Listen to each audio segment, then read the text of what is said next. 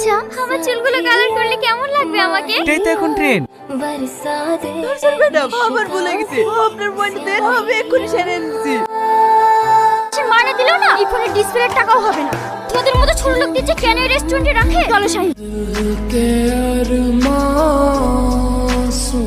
ওরা কারা মা? তোকে বিয়ের জন্য দেখতে এসেছে। আমি এখন বিয়ে করতে পারবো না। পাগলামি করিসনি, তুই তোর আপুকে ভালো মতোই চিনি। তাড়াতাড়ি রেডি হইলে। সত্যি ভাই, এমন ভালো ছেলে পাওয়া এই যুগে সত্যিই খুব কঠিন।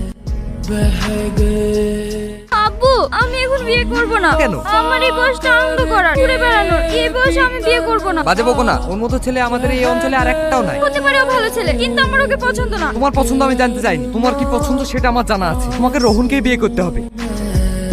তুমি বিয়েটা করে ফেলো। কি? তোমার মাথা ঠিক আছে তো? সব শুনে যেটা বুঝলাম, তোমার আব্বু যেখানেই হোক তোমার বিয়ে দেবে। আমার মনে হয় এই ছেলেটা অনেক ব্যাকডেটেড। একে বিয়ে করলে তুমি নিজের ইচ্ছে মতো যখন তখন আমার সঙ্গে দেখা করতে পারবে, নিজের ইচ্ছে মতো যে কোনো জায়গায় ঘুরতে যেতে পারবে। আব্বু, আমি ওই ছেলেকে বিয়ে করতে রাজি। তোমরা বিয়ের ব্যবস্থা করো। আসসালামু আলাইকুম।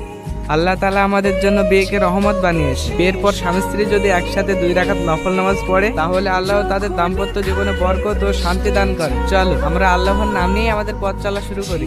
ছাড়ো আমাকে, অনেকক্ষণ থেকে তোমার বকবক সহ্য করছি। কে তোমার বউ? আমি কারোর বউ না। ছোট থেকে আমার একা ঘুমানো অভ্যেস। এই বিছানাতেও আমি একা ঘুমাবো। কি হচ্ছে এত রাতে? এখন আর রাত্রি নেই তো, ফজরের আজান দিচ্ছি। আমি মসজিদে যাচ্ছি নামাজ পড়তে, তুমিও উঠে নামাজ পড়ে না। তোমার যা ইচ্ছা করো, আমায় কেন ডিস্টার্ব করছো? আল্লাহ বলেছে, উত্তম ব্যক্তি সে যে নিজে নামাজ পড়ে ও অন্য ব্যক্তিকে নামাজ পড়ার দাওয়াত দেয়।